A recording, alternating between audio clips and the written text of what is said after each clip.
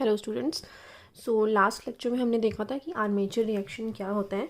तो क्या it is the effect of armature flux. ठीक है, आर्मेचर में जो करंट फ्लो करेगा उसकी वजह से जो फ्लक्स बनेगी उसका क्या इफ़ेक्ट पड़ेगा फील्ड वाली फ्लक्स पे, उसको हम आर्मेचर रिएक्शन कहते हैं। ठीक है, तो दो फ्लक्सेस हमारे पास हो जाती हैं, एक फील्ड फ्लक्स और एक आर्मेचर फ्लक्स। तो the two fluxes gives rise to a resultant air gap flux. दोनों की वजह से जो एक रिजल्टेंट हमें एयर गैप फ्लक्स मिलती है बीच में। ठीक है, तो अब जो आर्मेचर फ्लक्स है, जो आर्मेचर के करंट की वजह से बनी है, तो वो किस पे डिपेंड करेगी? The armature flux depends on armature current. ठीक है, क्योंकि फ्लक्स करंट की वजह से बनती है, तो वो आर्मेचर के करंट पे डिपेंड कर रही है। तो इसका मतलब आर्मेचर रिएक्शन भी आर्मेचर के करंट पे डिपेंड करेगा। तो आर्मेचर का करंट क्या किस मतलब उसमें मैग्नीट्यूड भी आ जाएगा, उसकी करंट की वैल्यू भी आ जाएगी। ठीक है, मतलब armature reaction magnitude of armature current पे भी डिपेंड कर रहा है और पावर फैक्टर पे। ठीक है, करंट क्योंकि एक एंगल जो होता है वोल्टेज और करंट के बीच में, जिसको हम पावर फैक्टर एंगल कहते हैं, उसके ऊपर भी डिपेंड करेगा। तो दोनों ही उसके एंगल पे भी डिपेंड करेगा करंट के, और करंट की वैल्यू पे भी डिपेंड करेगा हमारा आर्मेचर रिएक्शन। और ये दोनों चीज़ें, करंट की वैल्यू और उसका पावर फैक्टर, किस पे डिपेंड करता है? जो हमने आगे आर्मेचर के साथ आगे लोड लगाया है। ठीक है, अगर ओपन सर्किट है तो कोई करंट नहीं फ्लो करेगा। ठीक है, तो कोई आर्मेचर फ्लक्स नहीं होगी, आर्मेचर वोल्टेज जरूर प्रोड्यूस होगी। ठीक है, पर अगर लोड ही नहीं लगाया तो करंट नहीं होगा, तो कोई आर्मेचर रिएक्शन नहीं होगा।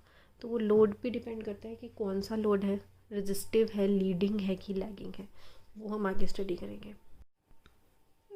सो फर्स्ट केस हम प्योरली रेजिस्टिव लोड के लिए देखते हैं। प्योरली रेजिस्टिव का मतलब है पावर फैक्टर 1 होगा, यूनिटी पावर फैक्टर होगा।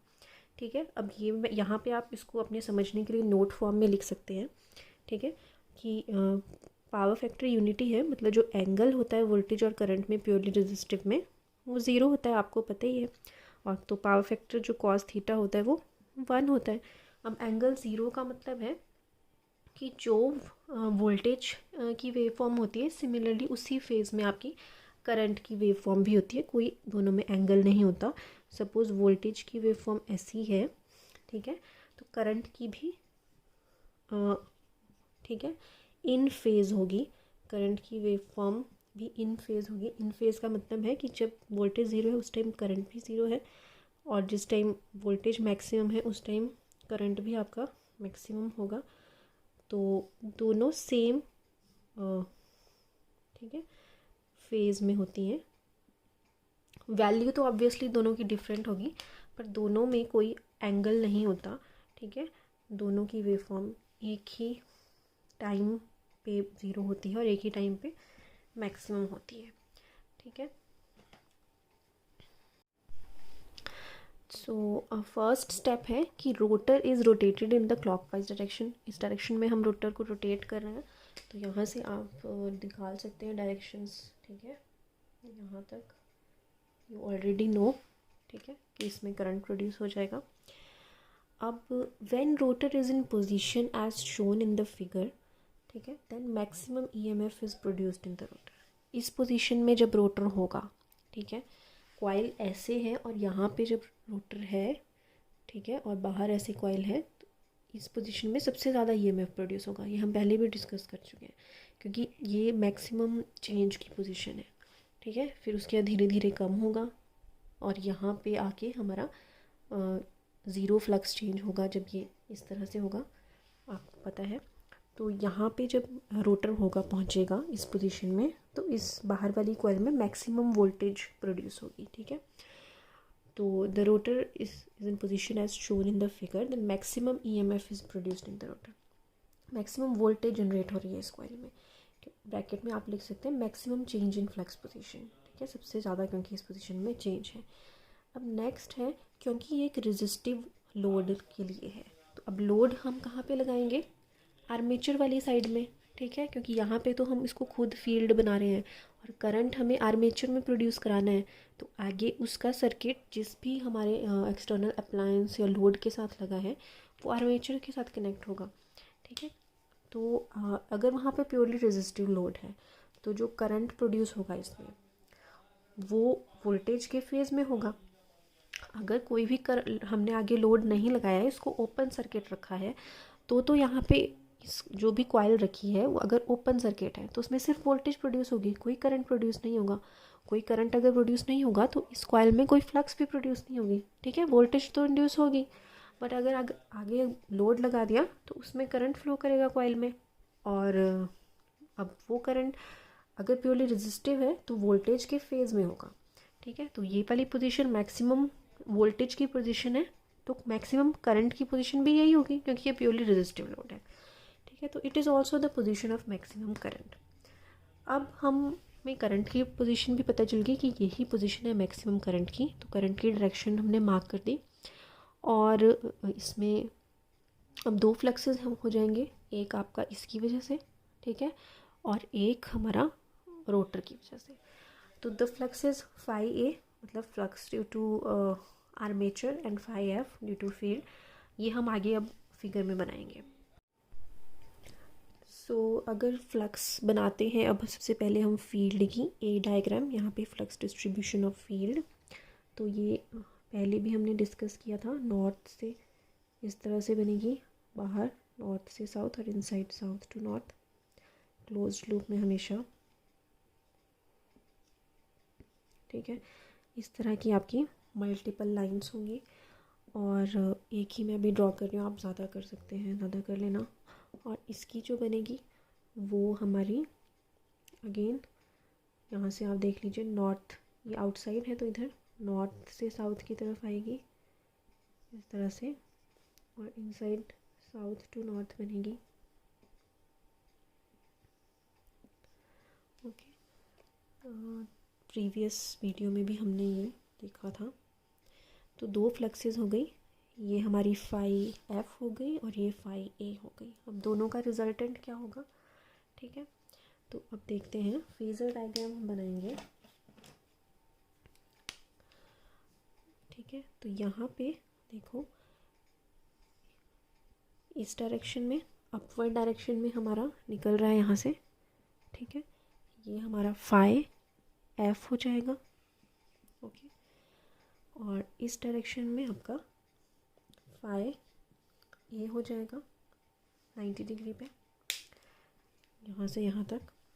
तो इनका जो रिजल्टेंट होगा वो बीच में आएगा, ठीक है, फाई आर। तो दोनों का इफ़ेक्ट हमने देख लिया कि रिजल्टेंट आपका इस तरह से आएगा, और इस चीज़ को हम क्रॉस मैग्नेटाइजेशन कहते हैं, ठीक है। तो प्योरली रेजिस्टिव में जो आर्मेचर रिएक्शन होता है वो हम बोलते हैं क्रॉस मैग्नेटाइजिंग होता है, ठीक है। दोनों का बीच में होता है ये, तो इसको क्रॉस मैग्नेटाइजेशन,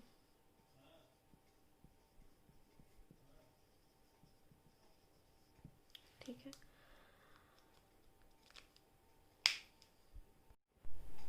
तो इतना लिखने के बाद आप नोट करेंगे कि armature reaction for a purely resistive load is cross magnetising in nature, ठीक है।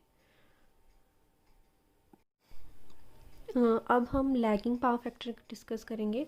तो लैगिंग पावर फैक्टर में हम 90 डिग्री वाला केस कंसीडर कर रहे हैं, मतलब प्योरली इंडक्टिव लोड है आपका, और करंट और वोल्टेज में 90 डिग्री का गैप है। मतलब अगर मान लो आपका वोल्टेज की वेव फॉर्म ऐसी है, ठीक है, तो करंट जो है वो 90 डिग्री लैग करेगा इससे।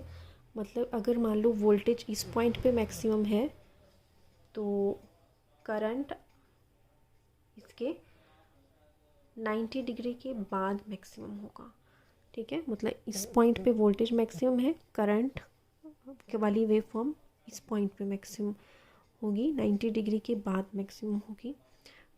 और जब मैक्सिमम है वोल्टेज तो करंट आपका ज़ीरो है। तो इस तरह से 90 डिग्री का दोनों में फेज़ डिफरेंस है करंट और वोल्टेज की वेव फॉर्म में। नाउ फर्स्ट पॉइंट लिखेंगे, rotor is rotated in clockwise direction. इस डायरेक्शन में हम रोटेट कर रहे हैं। तो इस पोजीशन में मैक्सिमम आपकी ईएमएफ की पोजीशन होगी when rotor is in position A, maximum EMF is induced in the armature, ठीक है। तो वोल्टेज इस टाइम मैक्सिमम है, बट ठीक है क्योंकि इंडक्टिव है तो करंट मैक्सिमम नहीं है, ठीक है। Current reaches maximum after 90 degree electrical, अभी सिर्फ वोल्टेज मैक्सिमम है, करंट इसके 90 डिग्री इलेक्ट्रिकल के बाद मैक्सिमम होना है। तो और फ्लक्स तो आपकी करंट की वजह से प्रोड्यूस होती है, तो हम यहाँ पे करंट को देखेंगे। तो अब 90 डिग्री के बाद आपका करंट मैक्सिमम होगा, और उस टाइम पे 90 डिग्री जब ये मैक्सिमम होगा तो ये आगे मूव कर चुका होगा, ठीक है। तो at that time rotor would have move 90 degree electrical ahead. इस टाइम आपकी वोल्टेज मैक्सिमम है, करंट इसके 90 डिग्री के बाद अभी मैक्सिमम होना है, ठीक है। तो तब तक ये भी आगे 90 डिग्री इलेक्ट्रिकल मूव कर गया होगा। तो 2 पोल्स है तो 90 डिग्री इलेक्ट्रिकल 90 डिग्री मैकेनिकल के बराबर होगा, तो मतलब यहाँ पे मूव कर गया होगा ये, ठीक है। तो अब ये लिखेंगे हम, और लेट मी रिपीट कि इस पॉइंट पे आपकी वोल्टेज मैक्सिमम है, इंडक्टिव लोड है तो करंट 90 डिग्री के बाद मैक्सिमम होना है, तो ये तब तक रोटर भी आगे 90 डिग्री मूव कर गया, मतलब इस पोजीशन पे आ गया। अब यहाँ पे तो ये तो हमें पता ही है, नॉर्थ इधर बनना है, साउथ इधर बनना है, और डॉट और क्रॉस की डायरेक्शन भी आपको पता ही है, वो तो सेम ही रहेगी इसमें, ठीक है, वो चेंज नहीं होनी है। अब मतलब ये आपका सिनेरियो बन गया। अब यहाँ पे 2 फ्लक्सेस होंगी, एक इस वाले की फ्लक्स जिसको फील्ड फ्लक्स कहेंगे, और एक इसकी फ्लक्स आर्मेचर फ्लक्स। अब इस पोजीशन पे हम बनाएंगे वो, क्योंकि ये है आपकी मैक्सिमम करंट की पोजीशन, तो वो देखते हैं। The fluxes phi F and phi A in position B are represented as. तो पोजीशन बी में हम वो देखते हैं कैसे रिप्रेजेंट करेंगे हम। अब इस पोजीशन पे अगर मैं फेजर डायग्राम बनाती हूँ तो देखिए जो फील्ड है वो ये है नॉर्थ, तो नॉर्थ से साउथ की तरफ को, तो ये वाला इस डायरेक्शन में आपका बनेगा फील्ड की फ्लक्स, और जो आर्मेचर की है वो यहाँ से नॉर्थ टू साउथ बनेगी, तो इसके बिल्कुल ऑपोजिट हमारा ये फाई और आर्मेचर बनेगा, ठीक है। तो ये है आपका फेजर डायग्राम ऑफ 2 फ्लक्सेस, ठीक है। सो हमने देखा कि फाई एफ का फेज़र जो फील्ड की डायरेक्शन थी वो यहाँ से यहाँ थी, और आर्मेचर की वजह से यहाँ से इधर है, ऑपोजिट है दोनों। तो armature flux is in direct opposition to the field flux, ठीक है। Therefore the effect is to reduce the air gap flux. अब ये दोनों ऑपोजिट डायरेक्शन में लग रही हैं, तो ये इनका नेट जो इफेक्ट होगा वो दोनों एक दूसरे को कैंसिल करेंगी, मतलब डिक्रीज़ होगा थोड़ा, ठीक है। तो इसकी वजह से जब लैगिंग पावर फैक्टर है तो जो नेट जो फ्लक्स है वो थोड़ा रिड्यूस हो जाता है, ठीक है, क्योंकि ऑपोजिट डायरेक्शंस में है। Therefore armature reaction is demagnetising. Demagnetising मतलब कम हो जाना, ठीक है। तो लैगिंग पावर फैक्टर के लिए जो आर्मेचर रिएक्शन है वो डीमैग्नेटाइजिंग होता है। Next is we have leading power factor, ठीक है, और 90 डिग्री लीडिंग हम इसमें केस डिस्कस करेंगे। तो सपोज़ वोल्टेज की वेव फॉर्म ऐसी है, वोल्टेज यहाँ पे मैक्सिमम है, तो जो करंट की वेव फॉर्म होगी लीडिंग पावर फैक्टर में 90 डिग्री, वो इससे पहले 90 डिग्री मैक्सिमम होगा, तो मतलब करंट कुछ इस तरह से होगा, ठीक है।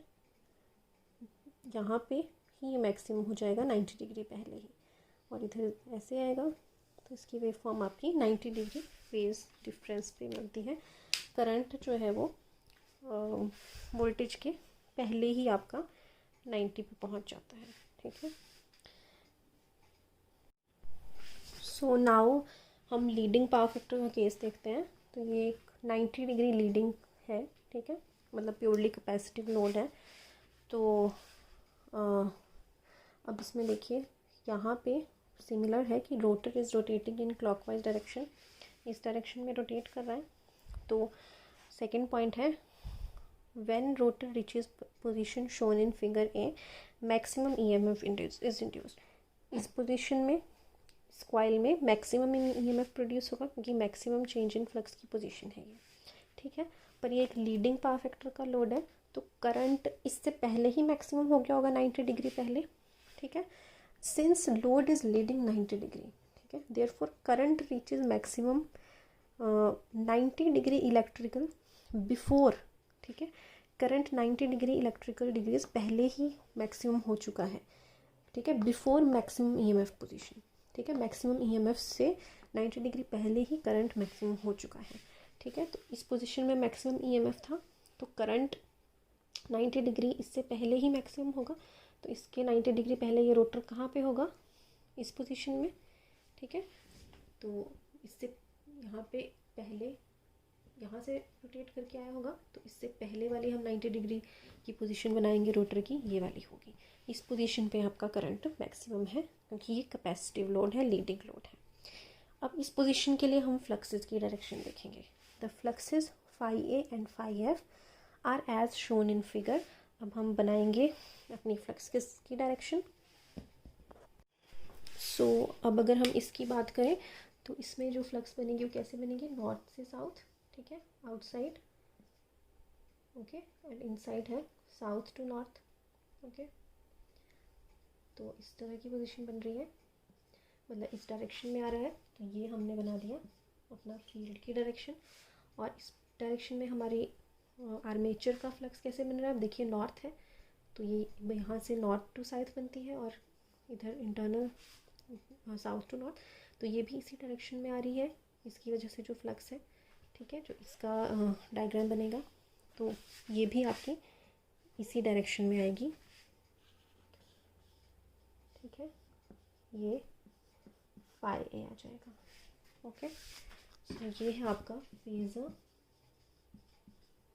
Representation of phi F and phi A, ठीक है। So therefore effect is net increase in the air gap flux, ठीक है, एयर गैप फ्लक्स इंक्रीज हो जाएगा as both phi F and phi A are in the same direction, दोनों same direction में है, और इस इफेक्ट को हम मैग्नेटाइजिंग भी कहते हैं, ठीक है। Therefore, we can say that armature reaction is magnetizing at zero power factor leading, ठीक है। प्योरली कैपेसिटिव है, मतलब पावर फैक्टर कितना आ जाएगा, थीटा 90 है, तो कॉस थीटा हमारा 0 होगा। इसको हम ज़ीरो पावर फैक्टर लीडिंग भी कहते हैं, ठीक है। तो ज़ीरो पावर फैक्टर लीडिंग पे जो इफेक्ट है वो हमारा मैग्नेटाइजिंग है, और ज़ीरो पावर फैक्टर लैगिंग पे हमने देखा वो डीमैग्नेटाइजिंग था।